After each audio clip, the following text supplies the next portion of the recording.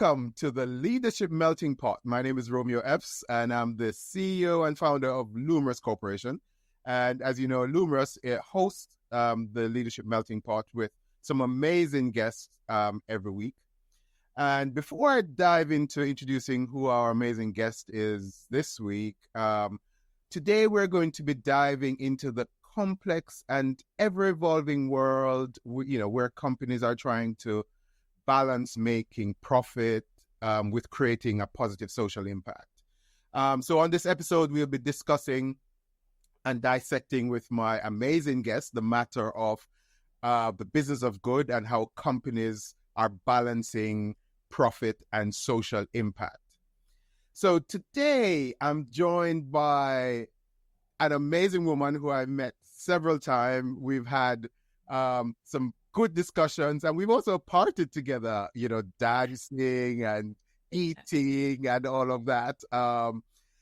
So I'm joined today by Anisa Goshi, and you'll learn more about the stuff that Anisa has done. But Anisa is what I'd like to call a humanitarian. She also calls herself a humanitarian. She's also a consultant. She's a photographer as well. She has a long history of building strong relationships, advising, managing super complex projects for the UN, for other international organizations, for grassroots organizations, for civil society, as well as for private businesses as well. She's a great communicator who thrives, to build synergies and bonds between organizations and the wider society. And she's passionate about things like human rights, women's empowerment, access to health, and using the creative arts for good. And I remember us having a deep conversation about this, because that's something that all of these are things that I'm really passionate about as well. So I'm so excited and looking forward to this discussion. So Anisa, welcome. And good to see you again, although on the screen this time. Yes, that's right. It's a bit of a change, Yes. But thank you so much for having me. Thank you so much for inviting me. And I'm so looking forward to our conversation and to, exchanging more what we already talk about anyway, Yes. even though we're dancing and laughing, it's all about the social good regardless. Yes. So yeah, thank you so much and for creating this space, to talk about this very important topics. Yeah, I think it's very important. It's very important, for us to have these kind of candid, open discussions, because for too long, these things have just been too hush-hush and not being taken seriously, especially in the space that we work a lot, in the corporate world. So let's just jump right into it. So for decades, the dominant business model has always been focused solely on maximizing shareholder value, but you and I know that times are changing. Consumers are increasingly demand that companies, support society and do things in a much better way. Investors are starting to see the value proposition of businesses prioritizing, sustainability and social good. Governments are involved, the UN are involved. So for me, I guess where we could start is, just looking at, can companies truly have it all? Like, can they be profitable and also make a positive impact in the world as well? Yeah, I think for me, these two things are inextricably linked. And I think that shift that has started a little bit, but that still has so much more, space to grow, and power to grow, is to see it this way. That, profit, strong profit, and social good. And by that, social good means how you impact your employees, how you impact the communities, where, depending on what industry you're in, whether either your raw material comes from, where your other, workforce comes from, where your waste, gets dumped into. Yes. There's so many different things that we can, look at, but just to name a few things, how that plays a role into your strategy, how you take that into consideration. So I think they're inextricably linked. I think the two are very important to be considered hand in hand, with any business strategy, any, profit model. Mm-hmm. And I think, as you very rightly said, this is a demand, as consumers realize more and more and more the power that they have, Yeah. whether it is by boycotting, certain multinational, organizations who in their eyes, are not acting, in a way that is conducive to social good, to human rights, Yes. and I think the more the consumers also realize their power, the more this will impact how organizations themselves can see that, yes, you can make profit, but then two questions to consider: how is this profit made? And how does it impact, and who does it impact? Yeah. So then, so I also tend to think of it, of the whole notion of, when people think of the word good Yeah. and link it to profit, there's no one size fit all kind of definition, right? Social impact and good does not necessarily, and also when people think of social impact, they tend to think of philanthropy, right? And community work, and social impact is much wider than that. It encompasses environmental sustainability, ethical labor practices, as you mentioned, the whole notion of diversity and inclusion, the community development work, and also, looking at the supply chain, etc. So can companies, so I think one of the things we also need to look at is, and you mentioned you started drifting into that towards the end of your statement, is, can companies genuinely achieve both, though? Can they achieve both strong profit and also social good, or is there always a trade-off? I think that is the kind of like golden egg question. Personally, I think they can, if Yes. they so choose to see it that way, and if they so choose to put, their structures in place that way, Mm-hmm. internal as well, very important. I think there is, which I'll touch upon in the rest of the conversation, but I think there is an instance here of shareholder education. So Yes. to Yes. educate their shareholders in a Yep. certain way, and to take Yep. time also to break down in understanding who their shareholders really are. And I'm not talking Mm-hmm. about only the top level, the SLTs and the SMTs, who are far more au fait because they have to be by the nature of their role, and Yep. their reporting and demands, but really for employees, that are viewed as further down the chain, Yep. to really understand, okay, when we talk about shareholders, who are these people? Who are these organizations? And what matters to them as well? And how Yep. can we be educated if they're not already so? Because some of these shareholders are companies in their own right, so Yep. they have an impact themselves, Yep. in the Some are world. pension funds. Some of them are pension funds, Yep. which we fund. Exactly. Yeah. So Teachers, railway workers, all of those exactly. kind of stuff. Right. People Exactly. also with families, people with Yeah. interest in Yeah. communities, and Yeah. I'm not even going into. I'm keeping it as simple as they say in the UK. Yeah. Not even making it more complex as to where else in the world you're active, but understanding who the shareholders are, having an inside, intimate understanding of who they are, what is important to them as well, and also having this dual communication of then educating shareholders about what actually social good, might mean to the Yeah. company to begin with, because you Yeah. also have to align that social good with what your area of expertise is in, because then you dilute yourself too much if you're trying to do Yeah. too many things. Yeah. But Yeah. then you can say, okay, this is what we're really good at and what we're getting profit and extracting profit out of. Yeah. How can we use this expertise in a way that impacts also for social good, but not as Yes. an afterthought, as part of your strategy for also Strategy. when you Yes. make profit, for Yeah. how your sales strategy, your marketing strategy, your, supply chain strategy, at every part of the strategy to look at this, and make it an integral part of that, Yeah. to think with that in mind, I think is very possible.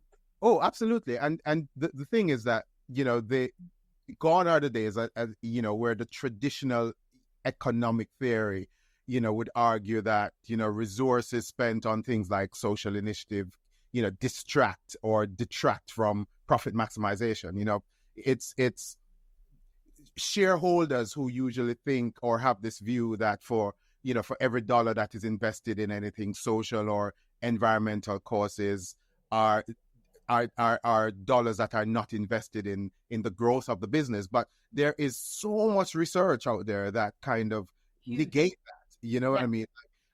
I was in preparing for this, I was going through some stuff and saw where there was this research done by Basel College, which shows that, effectively manage CRS, corporate social responsibility programs, increase revenues by 20%. We might be reading the same report. I was reading the latest on the data as well. Yeah, reduce staff turnover by 50% and increase productivity by 13%. Harvard, have also done a study, and the study highlights that, those that significantly invest in environmental and social policies, they see performance increase significantly over 18-year period. So, both in the stock price, plus also the financial performance. So there's just so much data out there. So for me, it's always puzzling when I hear arguments from the shareholders or even the wider stakeholder group, about why are companies doing this and why should companies kind of do this. It's mind-boggling. And short-sighted too, Yeah. and really inattentive at the same time. Yeah. Without obviously passing any judgment whatsoever, but just, looking at it for what it is and really missing an opportunity, not just only because the data is telling you that is working, but also because ultimately, you want to have a positive impact.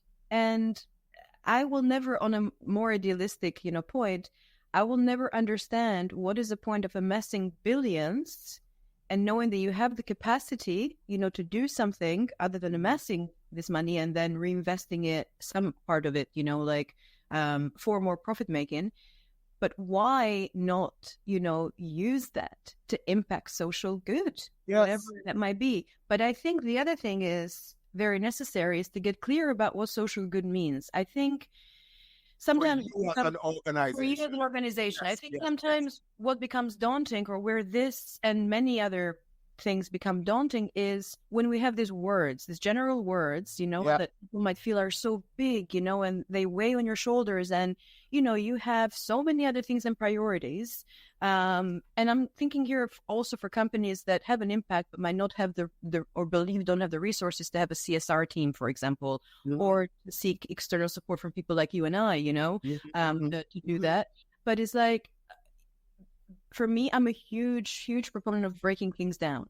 Like, break it down for yourself, make it easier, make it in chunks so that you understand, what this means to you. And that's how you feel like the weight is not as large on your shoulders. Yeah, because I think a lot of organizations are, they feel pressured into doing this. They feel pressured because they see their peers doing it.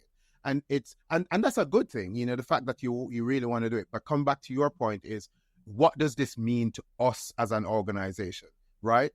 We don't have to, if we see our peers, raising elephants, just choosing something, it doesn't mean that we also have to raise elephants. We can raise, chickens.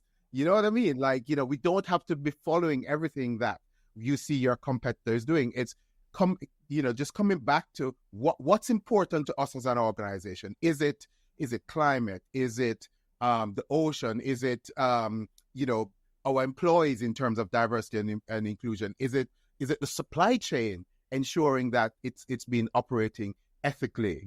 Those are some of the things that I think companies need to look at, just to build on your point. But what do you think is driving this? Causing so much flurry and noise right now in the business world. Everyone nowadays is just talking about, corporate social responsibility, ESG, social impact. I'm like, wow, this is amazing. Especially for the work that we do. I think it's profit. Profit is driving that. Wanting to remain profitable. Knowing, as we started with how we led with this podcast, knowing that consumers are really wisening up more and more to their power. Yeah. And obviously there's different consumers at different price points, like that have different impact, but still consumers are very powerful. And I think really there's both I'd like to think, the idealist in me would like to think there is also just a genuine care for what's happening in the world, and the impact we've all have had. Business people, business owners, And yeah. I'm trying to give them a benefit of the doubt, No, but and some of them too. yes, in some measure or form. Yes. But I really honestly think it goes back to profit. Yeah. It's a bit of a, it's almost this, as you say, a paradox, that you ask the question, can profit and social good, be as strong and, exist together, which they can and they should. Yeah. And in some instances, for some companies, they do. But also paradoxically, everyone is in a flurry and a hurry, and, like their feathers are, like, or ruffled, because it directly has an impact on profit. And consumers realize that as well. So I think that's what's leading it, to be totally unidealistic on the other side. Yeah, I mean, there are, and coming back again to the whole notion of the data, the data show. I think there was a study done by, I was reading Porter Novelli, which kind of highlighted that 77% of consumers that they polled felt a strong emotional connection towards purpose-driven companies. And it's the data like this that companies are recognizing that if I don't get my act together, if I'm not transparent, if I'm not doing things in the right way, then customers are not going to buy my services or my products, and therefore their profit is also going to be going to decrease as well. But I think another as well, retaining, attracting and retaining talent too. Yes. These are both your employees, but they're consumers in their own right, and also people who care more and more, thankfully, about where they work, Yes. And hopefully that will trickle down into the contribution they give. And they don't have to be part of the CSR team, they can have specific skills that they can bring as part of these, social good, again, to put it a label, hopefully projects and programs that start cropping up within organizations.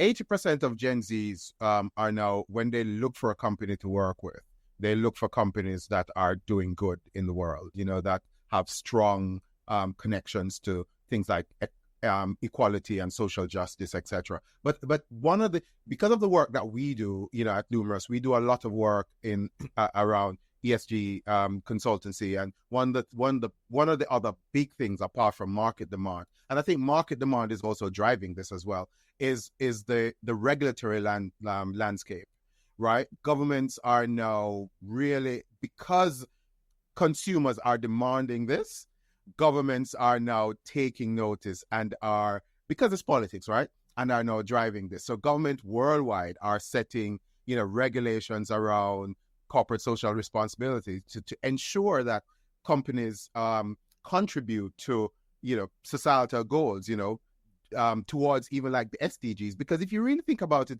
a lot of the damage that has happened around our environment and around the inequality in this society are actually driven by businesses, right? So you have regulations like the EU directive, the CSRD regulations. That is a massive piece of regulation that will affect almost every single business across the world. As long as you do any kind of trading in the EU, you're going to have to report on that. Then you have things like the FCA regulations that are about to come out. And then in the US, you have, the US Exchange Commission.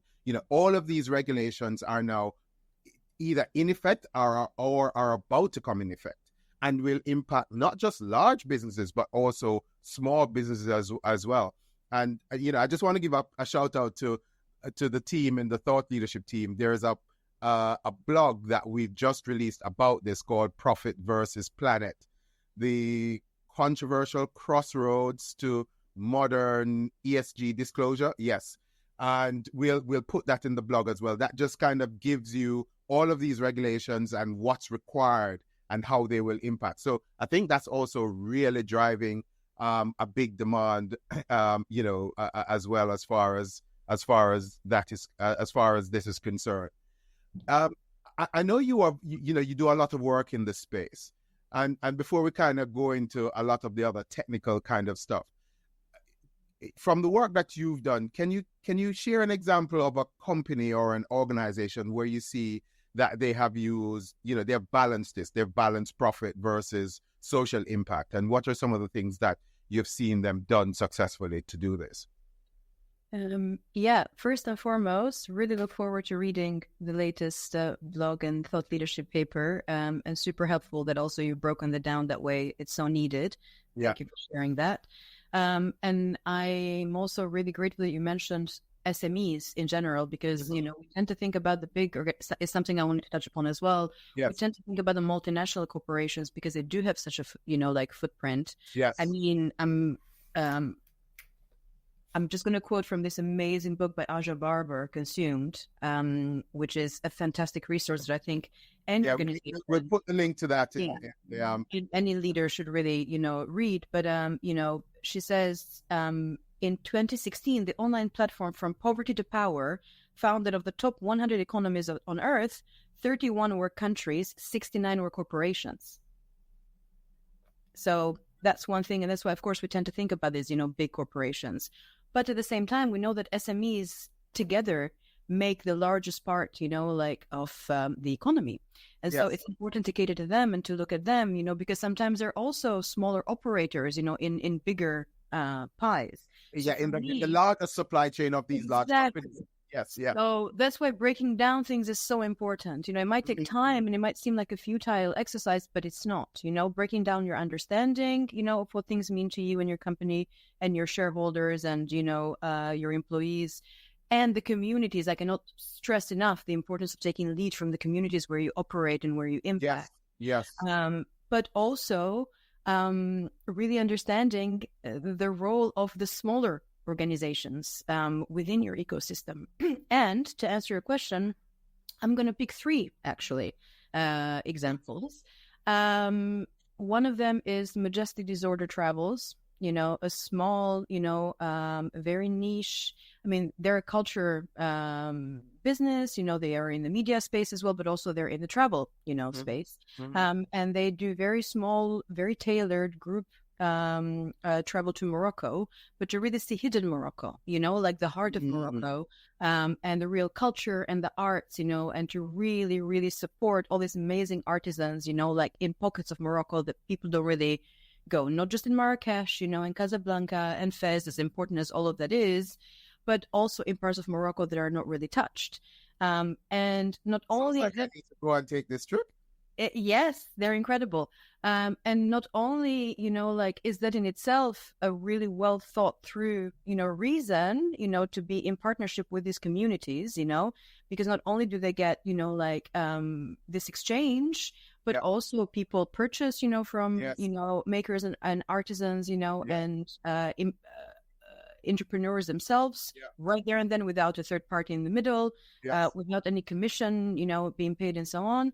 But what I love about them as well is that the person who is their counterpart in Morocco, their MD in Morocco, if you wish, there is no change in wage, and how he is paid and what profit, he makes, and how the people running it here in the UK. So it's an incredible, and they're very profitable, they're doing really well. And they offer this fantastic experience, on top of it. It's ethical, it's well thought through. Obviously, things get impacted. You have the earthquake in Morocco, as well, which impacted the business. But at the same time, they then, launched the fundraiser, and they ended up, together with, another partner in the ground. They raised £30,000, to go to these communities and build new schools. And they took lead from the communities as to what they needed as part of their rebuilding, efforts. As one example, I want to also mention Harley Street Health Center here in London. And they're a small private, a clinic now, part of a much larger group, but they've been going for 21 years. And they themselves, and we work together on that as well. They put in place a number of programs, to support young unaccompanied minors here in the UK and refugees coming from parts like, Africa and Middle East, from Afghanistan, and because you could see that access, of course, to housing, education, and the immigration part, was very difficult, but also access to healthcare. So we put in place a program, where they would get free, access to healthcare. and also psychosocial support. There was an added benefit that there were and there are doctors who can speak Arabic, for example. A lot of, the kids and the young adults, obviously that is their language of operation. So it's how you make the most with what you have, so that you can impact social good. Yes. And the other organization I want to mention, I've not worked directly with them, but I hope, one day there is room for that. It's Elman Peace. They operate in Somalia. And I just love that they are female-led. I mean, there's an incredible story anyway, because it was the father of the family who started the whole put down the gun, pick up the pen, and he was killed in the 90s in Somalia. The family then fled to Canada, and about 10 years ago, the incredible, mother of the family with the daughters came back, and then they together, co-founded Elman Peace, and they are such strong beacons, in Somalia, and they're doing so much in the, in the women's empowerment space, in the educational space for children, in peace building, and also in this whole how to bring creativity as a way to, put down the gun and pick up the pen. So Yep. those are three that I wanted to. There's so many examples, but three that I wanted to. Yeah, I'm happy you chose three small businesses as well, because coming back to the point you're making, that a lot of people, when you talk about CSR and social impact and all of that, people tend to think of large mining companies or large drink companies and those, or fashion brands, etc. But it's also important to recognize that, as you mentioned the stats before, like most of the businesses in this world are SMEs, are small businesses. And if these small businesses can then just start looking at what is it that we can do internally in terms of making a change so that we can also deliver the social impact or the social value. That's amazing. I mean, we worked with a network of smaller businesses in North London, and what we've done with this network in Angels is that we worked with them around how do you collect and dispose of your waste so that it is done in a good and proper way, right? That is also delivering social value. We have clients that we're working with where this is a large global entity where we go around the world, and they have decided that they have 4 key areas that they want to impact, right? Education, gender violence, youth entrepreneurship, and clean drinking water.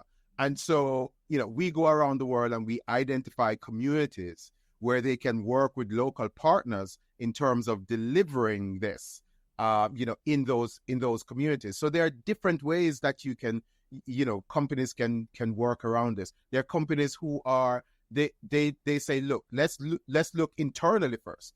Let's look and see and make sure that we are driving greater diversity and equity and inclusion within our business. So how are we employing more women, more people from an ethnic background, more people from the LGBTQ background, or people who are disabled? Companies are looking at their supply chain and saying, okay, we spend X amount. How can we ensure that of this X amount that we spend on goods and services, we carve out a certain amount of that to spend on smaller businesses, smaller diverse businesses. I was involved when I used to work for Mighty with we had 900 million in spend, and I was able to carve out 200 million of that to start spending over a 2-year period with diverse businesses, taking them through a program where we train and develop them in terms of making them fit to work with large companies. So there are lots of ways in terms of doing that, and I'm pretty sure you're seeing some of the stuff that you do. So let me come back to the work that you do. Like for example, with organizations like the UN or much larger entities like that. What are some of the some of these initiatives that you have worked on, and how have you seen where corporates have kind of partnered with these larger organizations like the UN to drive some of these social changes? I remember you were talking to me about, the work you did in places like Cameroon in terms of training women in making things like soap and all of that kind of stuff. Are you seeing any kind of collaboration or partnerships with companies in terms of that kind of work? Yeah, so I'm a bit of an odd entity in the sense of like, being active in the humanitarian sphere and having been quite active, in the, corporate side, but always working with smaller organizations or in, management consulting. I think businesses have a huge, role to play. In terms of the example that you gave on the Nigeria, Cameroon border, that is a project as part of a actual NGO. But obviously the idea is always to then, as you grow the project, to get more support, from, say, for example, the companies that where we go to buy from the raw materials, for the women to make liquid soap. And that could be like a no-brainer way, to really build that partnership, and also to maximize and grow, the women beneficiaries, of the project, just as one example. I know that UNHCR has a lot, of projects and programs where they directly cooperate with businesses, including on, for example, employing and building platforms to employ refugees and those, with the required paperwork in specific countries, so that businesses have a platform where to go, if that is part of their, CSR, if that's part of their, conscious or social good or their strategy, or if that's just something that they want to do, that is one way that they can do that. If they want to add more of the super skilled, like people who've had to flee, that as one example. I mean, the different UN agencies, if we just focus on the UN, have different, things in place, but UNHCR specifically, since I know, from personal experience and from, previous work, has something like that in place, and many others, where they more and more spearhead,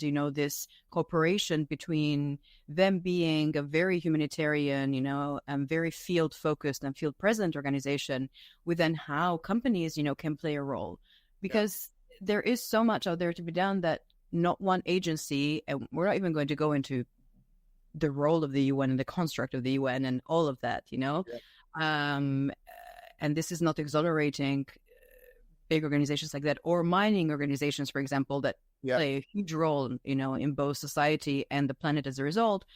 But there are things in place, whether it be platforms, of connecting, or whether it be actual, programs of support. So things are happening on the UN side, if we focus on that. But what I love is always how civil society and how grassroots organizations, how they organize themselves, because they are the direct speakers, so to speak, of their own communities, because they come from communities, And I think that is very exciting to see, and that's something that needs to be supported more.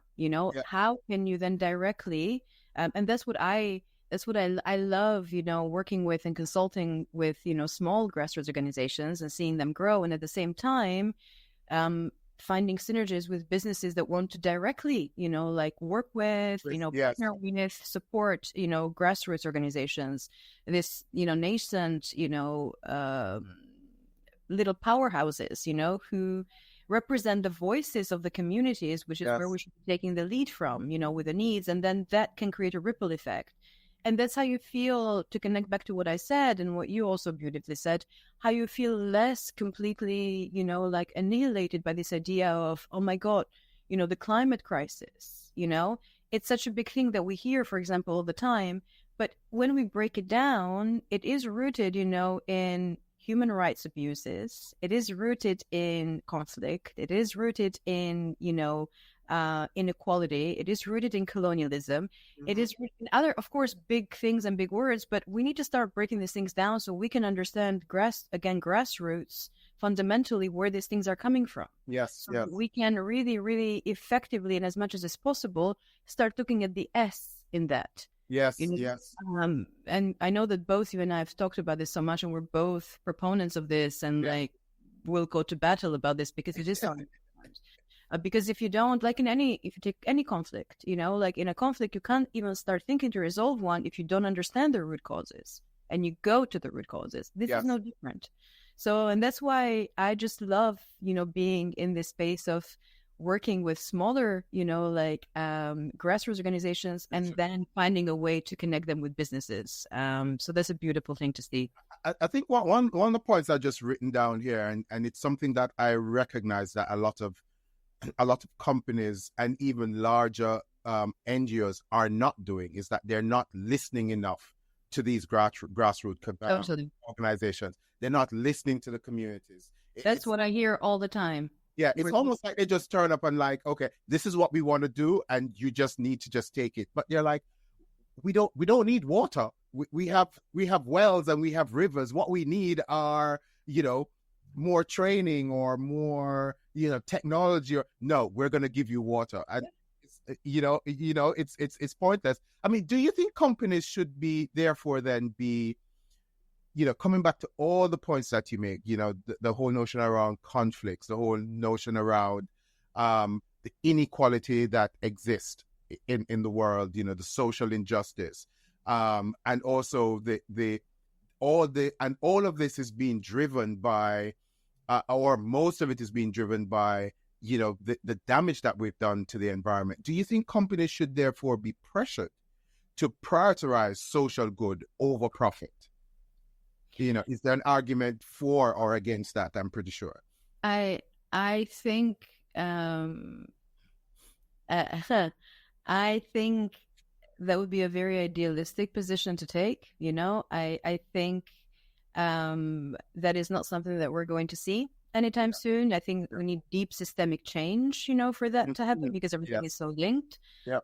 I think if we can somehow even empower, take even the words, incentivize or pressure, if we can empower these organizations who, whether they realize it or not, again, I'm giving benefit of the doubt, disempower many of the communities that where they go into from where they could actually learn a lot from, and become even more, resourceful, innovative, resilient, profitable. But if we can empower large organizations, to really stop and think strategically, when they put their plans in place and how they, coordinate and how they act and how they impact the communities where they go to extract or then to sell, then I think that would be a good place, to start. If we can empower them to realize, how they actually impact and to think that way, I think that would be a more constructive place to start than with, just pressure and incentive.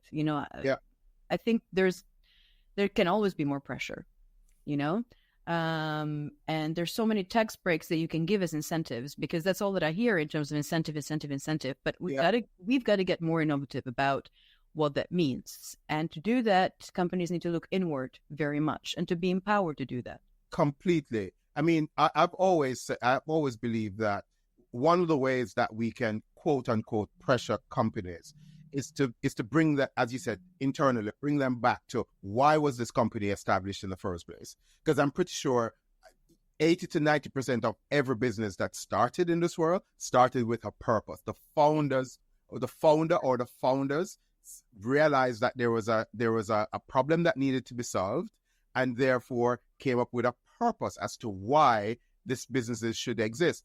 And what always fascinates me is that, you go on these companies' websites and you see our vision, our mission, our values, they're just so highfalutin, and just so, when you read them, you feel like you want to cry because you're like, oh. But then when you look at their footprint, when you look at what they're actually doing, how they're actually, producing products and services that are not good for consumers, that are not good for the environment, that are not good for society. When you look at their boards and their senior leadership team, and you just see it just completely not representing, the wider society. When you see that when you go through their annual reports and you see that they are actually not paying taxes, they are not reporting.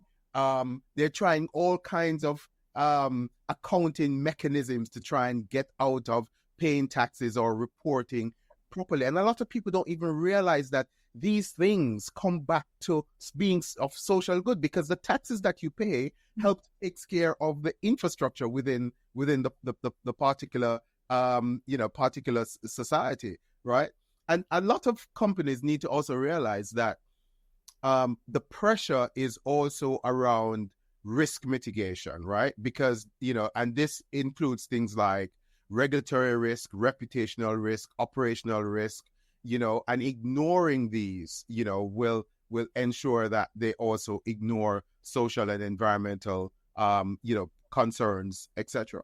I wanted to just add on the back of exactly what you said, not only to remember your why, and the purpose, but also to, really understand, why do you want to even have a social good impact? Understand what drives you with heart and soul. Yes. Into that. And, because if you're doing for marketing and PR, which is, let's be honest, what we see 99% of the time, you'll have all of those, weep-worthy things on the websites, Yeah. but literally that will still mean nothing to you and to the teams that you're trying to, cascade this down to then make this become operational or strategy, Yeah. So I think a lot of it is not led with heart and soul, which is an issue. And coming back to your point, you're so right. It leads to the term, as they say, greenwashing. But Yeah. I also like the term that I'm pushing a lot these days is swashing, social washing, right? Because you find a lot of these companies, they would, go and take some really nice photographs, just to make sure that, and post it on social media, and just to make sure that, they have this really good image, when in truth and in fact, they're just social washing. And they're being caught out these days, I mean, we also just wrote another white paper on the fifth estate. And the fifth estate is this whole notion of the digital environment, right? And the fifth estate is now calling out a lot of people, a lot of companies like Twitter, Facebook, Instagram, constantly just kind of calling people out, calling companies out around stuff like this. You mentioned the whole notion of, breaking it down, and companies need to do that. What are some of the effective strategies that you have seen or you have used with companies around, helping them to create these initiatives and these social impact, and getting them embedded in their businesses? Yeah, so I'll just do a bit of a summary of, the things that, I've mentioned before. But again, educating shareholders, super important, Yeah. And obviously very happy for both of us to talk to them about that, and how to make that really operational. Moving beyond marketing and PR, as I said, as the reason why and the focus, and understanding your true why with, heart and soul. Involvement and focus, of communities that are, impacted and taking lead from, and really listening. I cannot stress that enough. We'd call, in humanitarian speak, participatory methods, Yes. those need to be employed. Yes. And they need to really be thought through. I do a lot of training, on that. And it's not just for the humanitarian field, this has really wide use, which brings me then to also cross-industry sharing and learning. I totally agree with you that just because your competitor is doing something doesn't mean you should be doing the same thing. They could be rehabilitating elephants, to go back to that, and that might not be where your expertise can lie. Yeah. But if you want to partner, like you can see it, which part of what they do your expertise fits in. That's one side of it. On the other side, I really, really believe, and again, as an example myself of having worked across industries, I see how powerful it is to learn how one industry does something, and borrow that, another in a way that means something. I'm not saying just, shoot off the hip, but in a meaningful way. So I think cross-industry learning is so important and so underutilized, that collegiateness and that cooperation. I think, again, really understanding and breaking down your supply chain, understanding your employees as well. Learning what's already working. We don't pay a lot of attention to that, and more attention needs to be paid to what's already working. How can it be, maximized and magnified? That is so important. And to really, when you're putting in place these strategies, both for your, growth in terms of profit, and in terms of size or whatever, KPI, a word that I hate, by the way, but whatever KPI you have, then look at the social good and the impact you're making there hand in hand, but also, define it. If you can't define it, how are you going to measure it? And how are you going to look at what data you need if you cannot define what you want and what you can make an impact on, and how? And finally, incorporate indigenous knowledge to what you do. Explain that a little bit more. I love that. I mean, there's so much indigenous knowledge and experience and expertise, like that people in indigenous communities around the world hold, about nature, about sustainability, about their communities. They've been wisdom keepers, and they've been, the keepers and the protectors of, the nature around them, and cultural norms and systems and, ceremonies that are otherworldly beneficial, and not only are they not listened to, and they're put down and exploited, but very little attention is paid, and so I think a lot of the organizations we've kind of like hinted to operate so much in countries and spaces of indigenous land as well, and so not only do I have this huge, respect, and humility and fascination when it comes to indigenous cultures, but we can all, not just as individuals, but as businesses, we can learn from indigenous knowledge. We can learn from indigenous voices. We can learn, from indigenous practices, and we can incorporate that, into any strategies, for social good, for well-being and balance, whatever it might be. But I think indigenous voices are so key and so important and so little listened to. And that's another crusade of mine. No, you're so right. Because, when you talk, as you're speaking, I'm also thinking about the whole notion of, this indigenous knowledge that also exists within your workforce, right? Hugely. And it's also just understanding from your workforce, how. Here are some examples of some stuff that we're thinking of doing. Is this something that resonates with you? What are some of the things that you would like to see us as a business do? Because if you don't get their voice, if you don't get their input, then it's going to be much harder for you to be able to kind of drive and implement this. So I kind of love that. I would also add. Go ahead. Sorry. Go ahead. Sorry. No, go. You're saying? You just reminded me of an example of something that I'll give after your input. Okay. Yeah. I mean, just to add on top of that as well, I would say, some of the strategies that companies need to look at, and I think you mentioned it as well, it's very important that you integrate this into your core business practices. It should not just be for the CSR team or the ESG team to look at.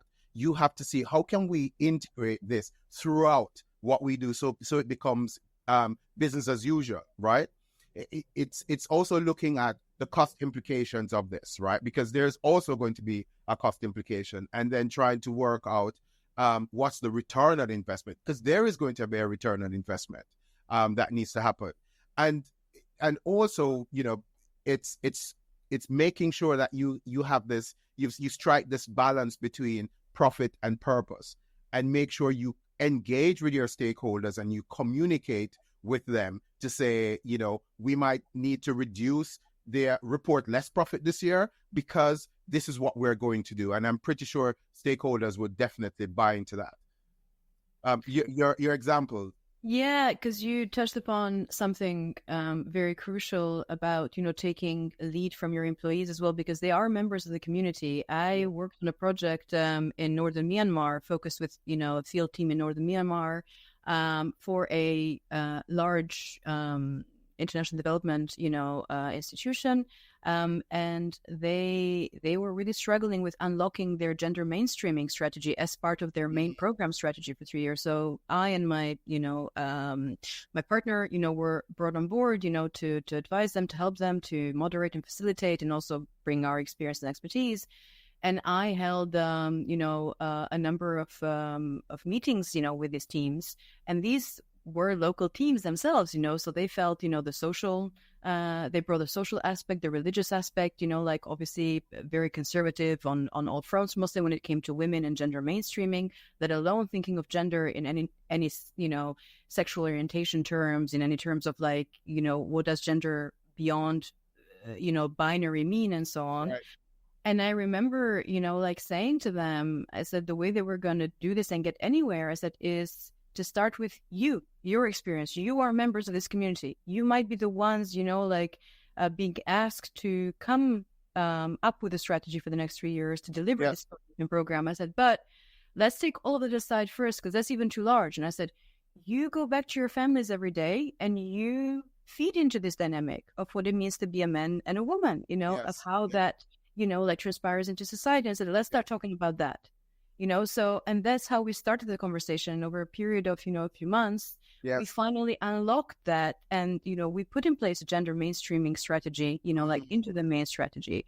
But, it took so much, patience and effort and really drilling it down. When I talk about breaking down, really making people understand their own role, our own role. Yeah. Yeah. So I just wanted to give it as one small, quick example of that to make it more. No. I definitely love that. And what you find is, coming up to this point of one of the things that we find that a lot of companies are struggling with, is the whole notion of how can we effectively measure the impact of these initiatives, and breaking it down like that will give you the data that you need to kind of establish those matrix, since, and like you, I don't like the word KPI. It's just too overused. It's like one of those. It's like gender mainstreaming. Yeah. That everyone just kind of throws out. Well, what's the KPI, right? What are the established matrices or, that we need to measure? A lot of companies are struggling with the whole notion of measuring the initiatives around the S, right? The E, net zero, carbon, so very well mature. People can measure that quite easily, but companies can, as you said, if they break it down, just as the example that you gave, if they break down the things like, okay, how many volunteer hours has my staff done this month? What's the investment that we've done in the community? What's our diversity matrix? And even if it's very qualitative in terms of, the training that you do, it's breaking it down and just looking at, okay, what's the feedback that the stakeholder is giving that can be quantified. You can do things like case studies. You can also do things like social impact report. And those are some of the matrices that, the matrix that you can actually get to report in terms of how you're performing, because a lot of these regulations that we spoke about, companies are going to need to start putting these quantifiable stuff in these records. It's one of the things that we do well at Lumos. We help companies to kind of define what those right matrix are and how to build a reporting framework that reflects both the qualitative and the quantitative kind of aspect. So as we kind of wrap up, what do you think that the future, the role of social impact, how do you think this will evolve? Looking ahead for the business world. If you were to say, look 10 years from this, like, how do you kind of see this evolving? Which is something that I dream about all the time. Yeah, I was going to say, I think maybe a better question is, how do I hope to see this evolving? Because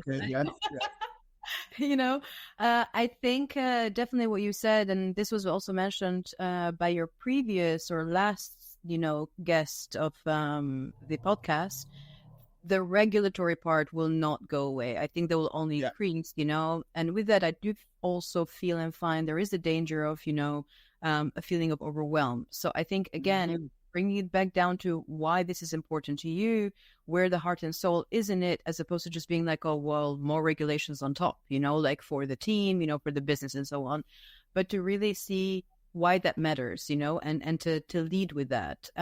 So I think that will only increase, and I think it's a very good thing, to do that. How I hope, it moves. I hope that it moves past, we have to do this because regulation tells us so. I hope it really moves with sensitization, with people. And I say people because we're all part of this organizations, we're all part of these companies, we're all part of the system, throughout the world and in our little communities. But I hope that people, understand why this is important and truly then, really, really, really put that effort, to push forward without the carrot and the stick. But just because this matters to you as an individual, Yes. it matters to you as a human being. So I hope in my idealist heart, and mind too, that we see more of that. I hope that regulation aside, government, requirements aside, that people become more sensitized to how this impacts them on an individual level, even if they feel far removed. Yeah. So that's my hope for the next 10 years. Yeah, definitely. I mean, as our motto is, being good is better business. That's exactly where you're driving to. But to kind of add on that as well, I think that the consumer demand, as you said, is not going to go away. That's going to be increasing. Things like what we realize is that investors are now looking at where do they invest their money. They want to invest in companies that are driving greater social values, companies that are not damaging the environment, etc. The technology as well, with new technological advances, more pressure is going to be put on. It's also going to mean that the data that's available on companies and for companies are going to be more prevailing. And so, that's also going to have a significant impact. But I also think that there is going to be, what I'd love to call a strategic differentiation, like, companies that are looking to leverage this social impact will differentiate themselves from competition in the marketplace, and therefore will also help to drive the bottom line as well. Yep. And the global challenges aren't going away, right? Global challenges like the conflicts, as you mentioned, climate change, the inequality, all of that. And as these challenges keep coming, the pressure is going to be put on companies more and more to make social responsibility a priority in terms of how they operate and in terms of what they do, right? Absolutely. Could not agree more. As I said, I took more of an idealistic, view, but all those things that you said, and again, that connects back to the why. Yeah. So why are you operating and why do you care? Past, I cannot stress this enough, past marketing and PR, because, consumers will see through, and will continue to see through more and more, Yeah. They will see through the BS. Where your drive comes from and the reason why. Yeah, they'll see through the BS. They'll definitely see through the BS. All right. Well, I mean, it would be, my team would probably kill me if I didn't say that, all of the stuff that we spoke about here, Lumerous can provide crucial guidance for companies around this. So we do things like strategy development. So we help businesses integrate social responsibilities into their core strategies, ensuring that their initiatives, complement their profit objectives.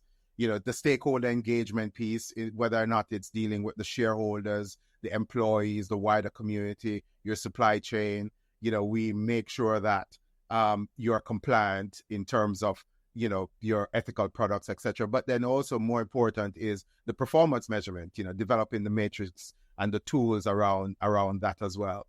So, feel free to reach out, etc. So as we wrap up this episode, on the business of good and how companies are balancing profit with social impact, what are some of your do you have like one key takeaway that you'd really like companies to really, really look at and to take away from this discussion? Understand yourself and the communities that you're a part of, that are a part of you and your impact, and do it with heart. I like that. I like the whole notion of do it with heart. Because yeah, do it with heart is also doing it with love. Thanks so much for that. It's clear though that, you know, the role of social impact within business is, it's not going to go away. You know, it's going to become a pivotal, even so more a pivotal part of the strategic planning and operations of every business. And, you know, this is, the demands are there, you know, so companies need to take this into consideration. And as you said, you know, there are challenges, of course, but there are also immense opportunities from doing this. Huge. Yeah, huge opportunities. And even more so when you do it with heart, you know. Yeah, that's exactly what I was about to say. When you do it with purpose and when you do it with heart, you will definitely see the benefits. Amazing. Okay. Anisa, thank you so much. This was such a great discussion. And I think that I know that our listeners will definitely benefit from this. We'll include the link, your link with your permission to your LinkedIn or your website in the description as well. But folks, that's all we have for this episode. I see our producers typing to say 1 minute wrap up. So that's all we have for this episode of the Leadership Melting Pot. Thank you for tuning in. Thanks for joining us on this episode. And of course, we welcome your thoughts and your contribution on the conversation in the comment sections on whichever platform you're watching this. So until next time, feel free to find us on YouTube, Instagram, Facebook, LinkedIn, and on Medium at Lumerous PLC. And please subscribe and like and share and comment on each of these platforms. You will be doing us an immense favor where that is concerned. And before I go, I'd just like to shout out to the great team up at Lumerous, all those people behind the scenes, being driven and led by our head of marketing, Perpetual. Thank you so much for all the work that you do to make sure that these podcasts gets produced and get published for our listeners and clients to enjoy. Thank you. See you again next time. Thanks so much.